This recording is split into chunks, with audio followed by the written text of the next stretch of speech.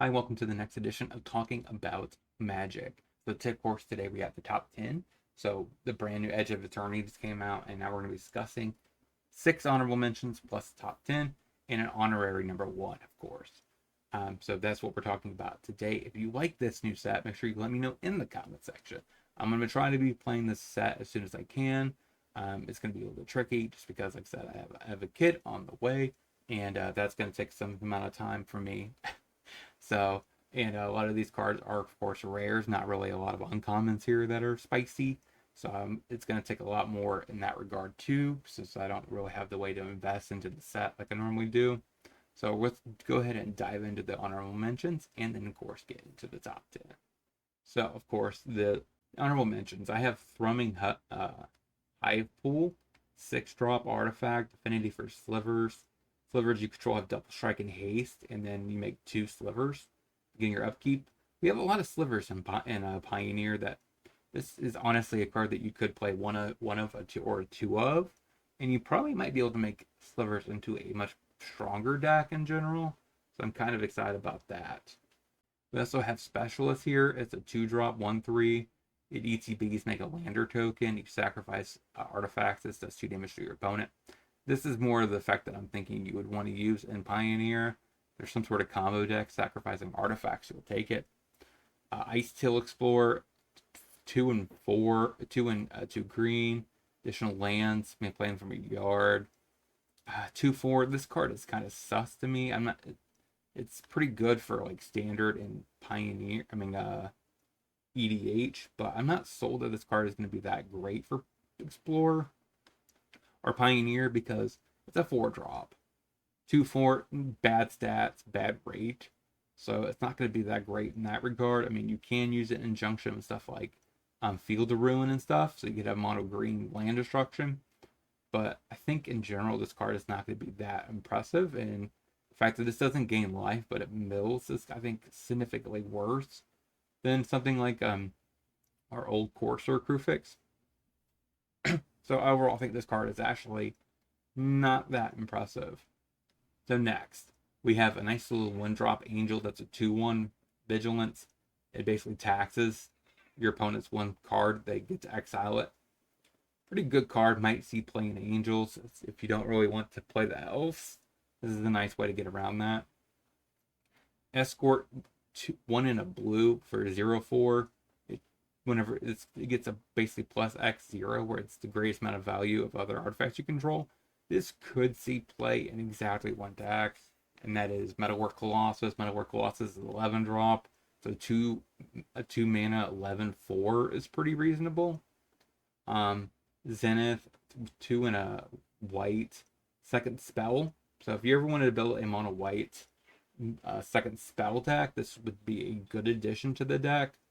Or even Boros if you want to play, of course, the artifact 2, right? That came out Cutter. So like these two together can be pretty reasonable. So there's definitely could be a world where you want to play a second spell matters deck and make a bunch of tokens or do stuff like that. It's pretty reasonable, but I don't think it's necessarily going to be good enough otherwise. See play in Pioneer, but I still discuss it and mention it just in case you do want to make that kind of deck.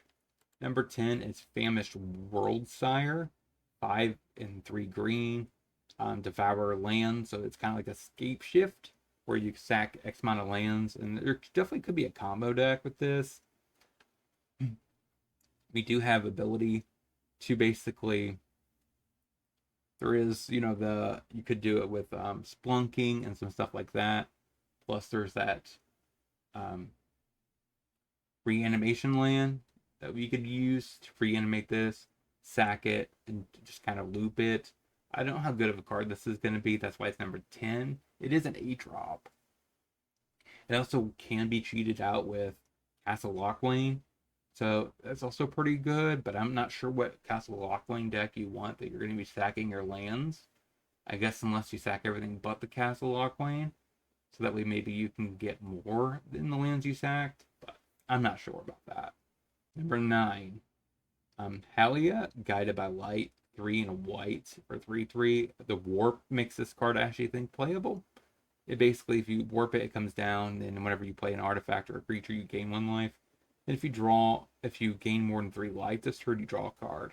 I think this is fine for a life gain deck. It's one of or two of. Probably not more than that, because you do have like tons of 1-drops already that are basically Soul Sisters. So you kind of only want 2 more of these potentially. But I do think it's pretty good because it also draws a card, which is really relevant here, especially against your bad matchups. So keep that in mind. It's a pretty good card for that. Number 8, Sir Vondem Sunstar Exemplar. White and a black, Vigilance Menace, 2/2. Whenever another creature you control dies or put an exile, put a +1 counter on it and you gain 1 life. It is a knight. I don't think that's really going to matter for Mardu Knights. But whenever you're mainly going to be playing it for the second half. Whenever it dies or is put into exile while its power is 4 or greater, destroy up to 1 non-land permanent. That's a pretty good effect attached to a reasonable body with reasonable stats. So if you are looking for something that maybe has a nice effect here when it dies, and you probably will take this, I guess. It's pretty reasonable. Number 7, Nova Hellkite. 3 red. Flying haste. When it enters, it deals 1 damage to a target creature opponent controls.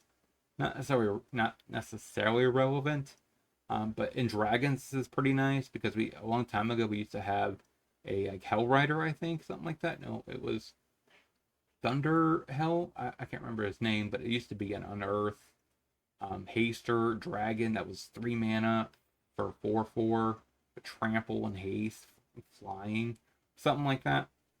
And this is basically the new equivalent of that. You probably will play it in a very hyper aggressive deck where you pay 3 mana, hit for 4.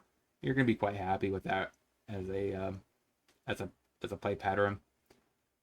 It also can come down, I guess, hit him for 4 and snipe an elf if you're facing green. So you're not gonna be upset with 3 mana for 4 damage. So number 6 is Arch Enemy's Charm. Black. Exile creature or planeswalker. Not a bad rate. People play Murderous Rider in the format, so this is basically equivalent to Murderous Rider without taking 2 damage. Return up to 1 or 2 target creatures or planeswalkers from your graveyard to your hand. I think this is going to be used more for a controllish deck. So you probably would be picking back up a Liliana the Veil, stuff like that. Pretty good for that. The 2 counters on target creature control, it gains life until end of turn. Pretty good against aggro, so you could put it on a Kalitas, put 2 counters on it, smack, or do whatever you want with it. Aetherborn typically shows up in these style mono black decks. It also helps offset sometimes. Actually, you kind of want to put this on a Mutavault potentially. So you hit for 4, gain life on a Mutavault, and it returns as a land. This deck would probably show up in mono black mid range, which typically plays, the demon package. So you also have your 2-drop demon. That's a 3/1 with menace. So it's also pretty good for that. It's a 5/3 with menace. So you're not upset with that either. So let's go ahead and get number 5. Pinnacle Emissary. 1 a blue and a red. Whenever you cast an artifact, create a 1/1 drone token that only block flyers. You warp it for a blue or a red. Pretty good stats for a warp. So if you start casting a bunch of artifact spells after you warp this, it can combo with the blue combo deck, right? You basically are balancing your Mox Amber, your Moxes, and keep recasting it. You make infinite drones. So that's in a way to, I guess, win the game. You can just give them all haste and just smack. So that's a pretty interesting way of comboing the victory here. And since it only costs 1 blue, you're not really upset about that because you're only going to do it the turn that you're comboing. So keep that in mind. This is a good card for something like that, Rona combo. So number 4, Tezzeret. 3-drop, 4 loyalty. Whenever an artifact you control enters, put a loyalty counter on it. Again, with that combo, technically you could put infinite loyalty on this. Then you immediately get emblem it if you want, which I guess is not that big of a deal. Getting it at the beginning of your combat, you basically you turn the Mox Amber into a 3/3. It's okay. But you're mainly going to be playing it potentially as a grindy card for something like Colossus or artifact decks like Affinity. So you could put a counter on an artifact feature. You also can untap an artifact if you need to. And you can search for an artifact mana value 1 or less, put it in your hand. So a Ornithopter, pretty good card to grab here. It's free, so you just grab it, play it, trigger it, put another loyalty on this, so it counts basically as a -2 to go get an Ornithopter. Pretty reasonable. Like I said, I like this as a nice sideboard card for grindy matchups where you might be expecting a lot of removal. So you come bring this in. You're not going to be upset with it. It's 3 colorless energy, goes in any deck. So overall, it's a nice sideboard card. Number 3 is Diandrin Synthesis Amalgam X green white. So we do have a interesting hardened scales deck in the format. Typically, it is Selesnya, and you can easily do it as a artifact shell, right? Because we do have the Patchy. We have other artifacts that care about casting artifacts, but put counters on it. Pretty good in that. It comes in with a number of counters equal to the amount of mana to cast it, so it would come down at, even as a 2-drop, as a 2/3. Pretty good effect there. It has trample, so it can get over damage. Whenever you attack, you may remove a counter from 2 target creatures you control. Make a robot. Pretty nice in the go long matches as a hardened skills player. So I like this effect a lot. Especially if they have death touchers like Etherborn. You could attack into it profitably, remove 2 counters, still trample over the Etherborn and make a 2/2. So it kind of just, the counters get moved, and if you have Ozolith, the counters get saved, so you're just kind of happy all together. This is a pretty good card for hardened scales. Hard Light Containment, 1 white, enchant artifact you control. Oh, it's worse than I thought. I thought this was going to be a creature. Nope, when this aura enters, exile target creature opponent controls when this leaves battlefield, ward 1. Yeah, so maybe I shouldn't have brought this one up. There's also one that's 1 green that gives something +0/+2 and fights. Before we had one that used to be 1 in a green, had flash, I think, but that actually works quite well. I was thinking that this could be good in Light Paws, but no, you can't really attach it to Light Paws unless Light Paws became an artifact. So this is not necessarily what I thought it was going to be. Never mind. But the fight one could be pretty relevant as well, if you're interested in working towards Light Paws. But I got one more card to talk about. Actually, 2 more cards to talk about. Let's get into those. Number 1 honorable mentions Earthos Titanic God Core. This is probably the only one of the cycle that's worth running in Pioneer. You could play the green one, but I don't think you're not going to be doing much with it. I mean, yeah, you could use your mana, your Elvish, to basically drop down a Greater Hoof Behemoth. Then using one of the things that you got a huge boost to, which would probably be 12. You could then at that point tap that one down and make your land also tap for X amount of additional one to play a second hoof, but that's just 1 more. So I think this one's the only one that I think that actually is competitive enough to actually see play. And it only will see play in Metalwork Colossus, because Metalwork Colossus also is 11 living, so it doesn't take too much for him alone to do that. They also play, of course, the artifact that allows you to make big constructs.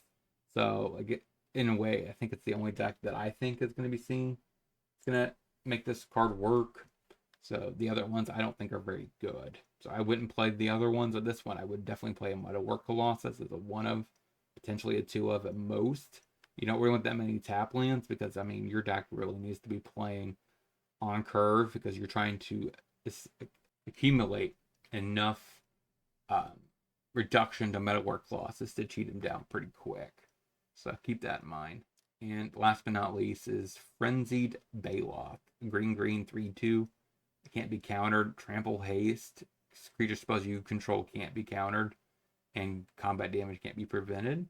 I like this card. I don't know if it's better than, of course, your 2-drop Werewolf Pack Leader, because that's like the other card that really sees play in this slot.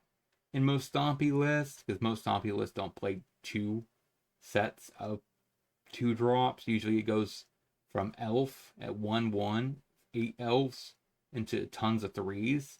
So your 2 drop slot is very, very, I don't know, it's very, it's kind of hard to factor in that. So I think this could see play if you see a lot of control and counter, right? Because you want to be able to stop your creatures from actually being countered. So that really does help there. Damage can't be prevented. There's not really a lot of white you got to worry about for that, so I'm not really phased by that. But this can't be countered. Trample haste. I mean, I guess you could do elf. I don't know, elf that 2-drop, 2-drop, 2-drop. I don't know. That seems kind of weird, but I don't know. This is a pretty good card. You might want to play it, especially in junction with the devotion spell. So, which sees a lot of play in the Hydra. I think that's what it is. Aspect of the Hydra. I think that's what it's called. Where it gives you +X versus your devotion. Would see some pretty good play there. It has trample, and it can surprise your opponent by just, dropping this, swinging. You can't really do that with Werewolf Pack Leader because it doesn't have haste. So overall, I think this card is actually pretty good. It might see a lot of play. 3/2 for 2 is okay stat line. He still dies to a shock, but you're not going to be upset. So overall, where do you guys think all these cards stack in the comment section? I'm curious to know all that as well. Don't forget to like, comment, and subscribe before you head out that door, and I'll talk to you guys next time.